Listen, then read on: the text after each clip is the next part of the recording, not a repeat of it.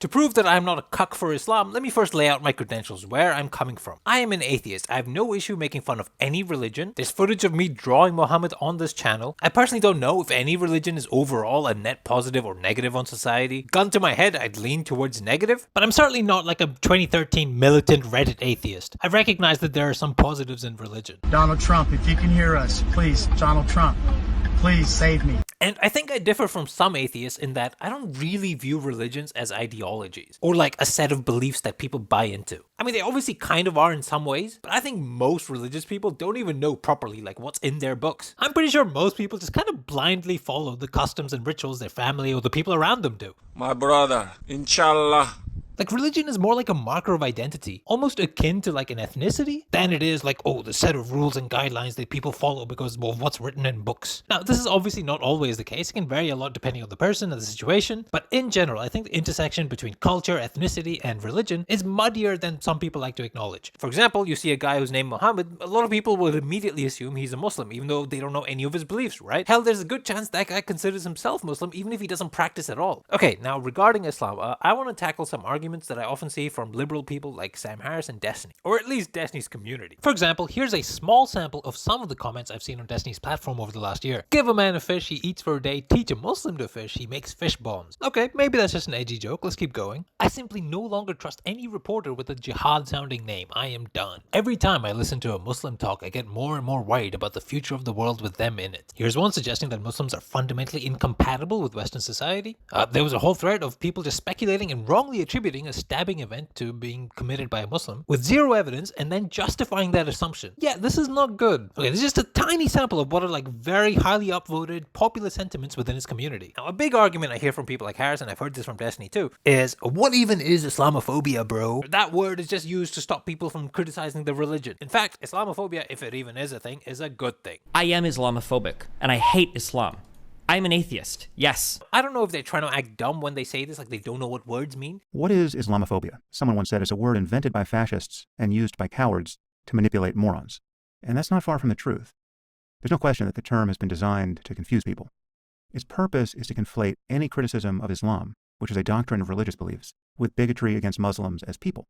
Yeah, I just don't think that's true. I think you can clearly separate these two concepts and say, yeah, this is phobic and this is not. I don't know why he says it's designed to confuse people. What, just because some people use it incorrectly? Like, there should be a word that describes this, right? Shooting up mosques because there are Muslims in there is clearly an Islamophobic act. Suggesting Muslims are incredibly violent and fundamentally incompatible with democracy, probably Islamophobic as well. He seems to think that the only relevant bigotry here is racism, that Islamophobia is not a thing, like he can't grasp it. And sure, race is often a part of this. But if someone shoots up a mosque, like what else could you possibly call that? Right, they're not racist, they didn't target a skin color or a nationality. See, I don't think most people try to conflate things or complicate this term. Rather, it is complicated because identity is complicated. What it even means to be Muslim can be complicated, right? There are instances where this term clearly applies, there are instances where it clearly doesn't, but there's also a lot of muddiness in between. Now, I think you can insult and criticize a religion and its texts and its practices and its teachings. Like, I can say there's certainly stuff in Islam that's sexist. The broader Muslim world tends to be very regressive. I don't think saying that stuff makes me Islamophobic. There's a different balance to what I just said compared to some of the comments I read earlier, right? Those were more targeted towards people and painting them a certain way too much. There's a vibe check going on, alright? It's about hitting the right balance. Alright, the next argument I've heard a few times is, well, look at the Muslim world. They're all undemocratic, repressive, theocratic shitholes. Religion is clearly the common denominator. What percentage of like the 63 or whatever Muslim majority countries are theocratic? Isn't it like all of them? Again, I don't know how he's using these words, but there are several Muslim majority democracies which I don't think can be theocratic. Albania is a democracy. Turkey is a democracy, at least somewhat. Senegal, 97% Muslim, is a democracy. In fact, Albania is pretty damn secular, and most of the Muslims there aren't very religious. So clearly it's possible, like it doesn't always have to be a dominating force. And there's also Indonesia, there's Bosnia. I mean, these are not just all Muslim majority countries, they're also all very different to each other. Now, a lot of these countries are flawed, don't get me wrong. There's corruption, some of them are teetering on authoritarianism. There's certainly undemocratic aspects to them.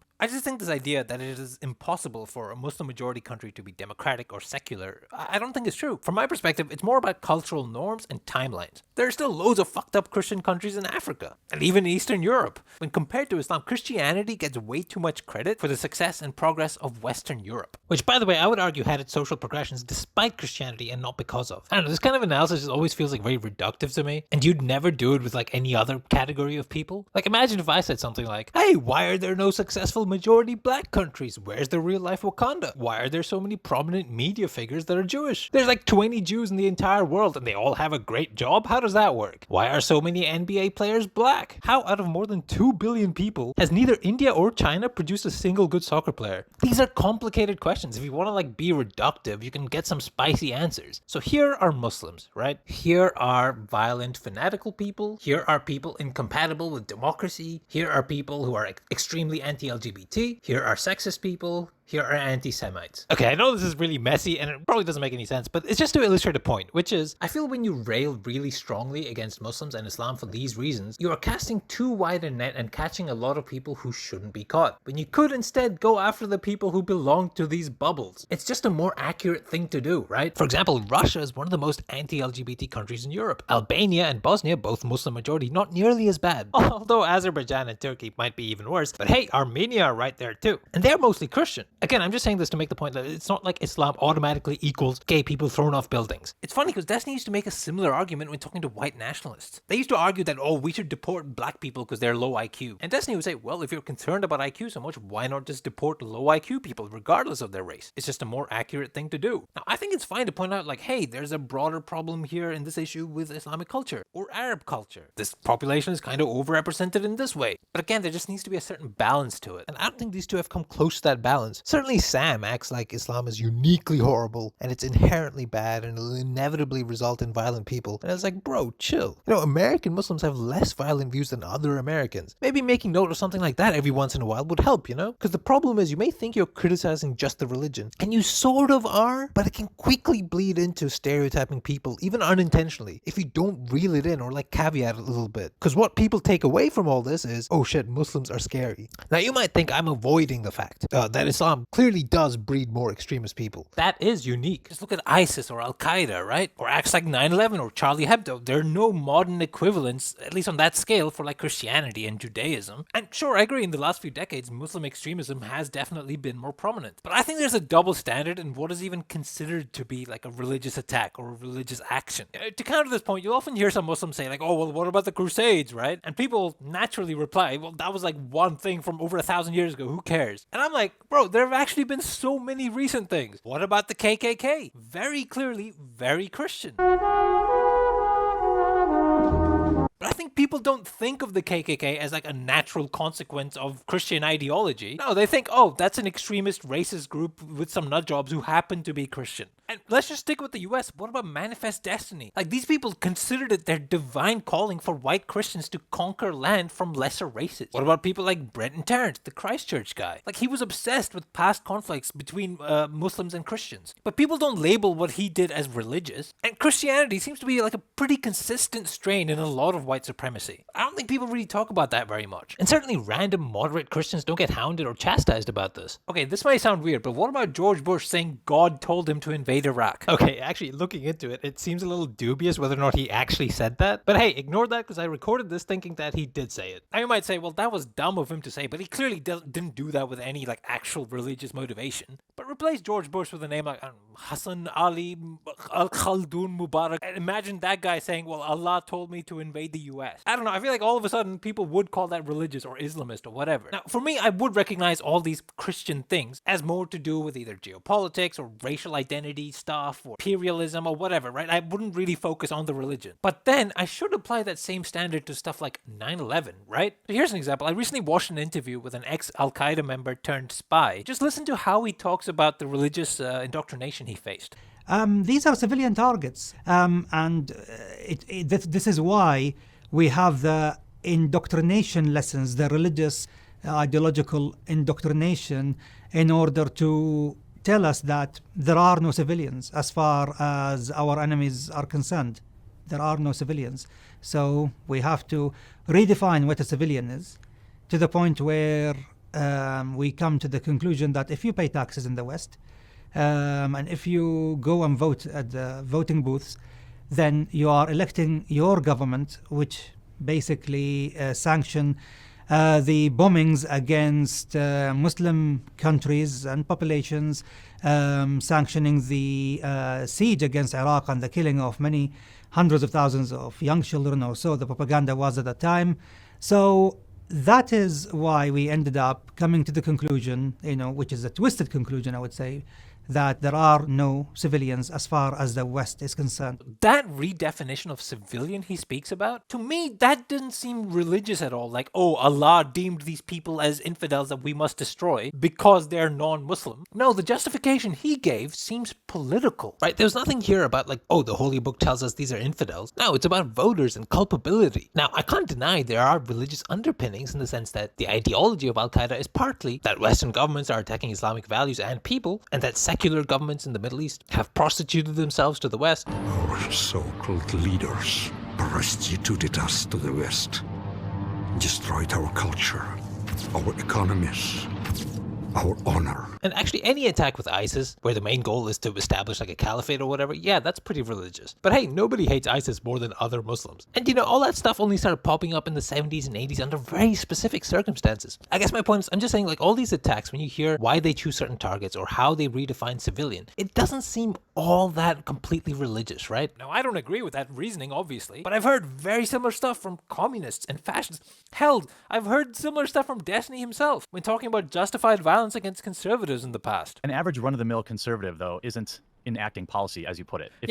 This is kind of the American problem, is that we do a lot of dumb shit, and we don't seem to want to take responsibility for our actions. And I just don't agree with that anymore. When you look at things like 9/11, or you look at all of our foreign policy decisions, abroad, I think that it's time that, as an American, I think people need to wake up and understand, like, hey, the things that I do have, repercussions. I have responsibilities to the people that I vote in office, because what I do impacts people around the world. I mean, if you stay home and don't vote, I guess I would have less of a qualm with you. But if you're going to take the action to go to the voting booth, and you're going to vote in people that are going to act violent measures against other people, then I think, yeah, you need to be aware that there could be repercussions for your actions. I think it's totally justifiable for people to take issue with you, up to violent levels or whatever. I think that's not really a controversial statement, I don't think. Fuck it, I'm saying it. America deserved 9/11. The only big difference here is that these people interpret or maybe even twist their religion in such a way that it justifies whatever political goals they have. And they can use that to convince the new recruits, like, oh, you are actually doing God's work. But I think they would do this kind of thing no matter the religion they would follow. If all these Middle Easterners were Hindus instead of Muslims, I don't think there'd be that much difference.